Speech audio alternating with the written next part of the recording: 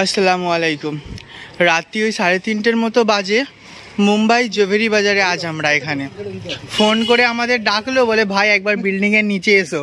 মানে এসে তো অবাক হয়ে গেলাম যে হঠাৎ কী রে ভাই।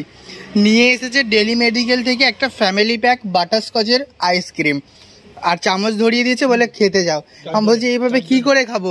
এই 4টে আইসক্রিম, এই চারজন লোক আর একটা আইসক্রিম ফ্যামিলি প্যাক।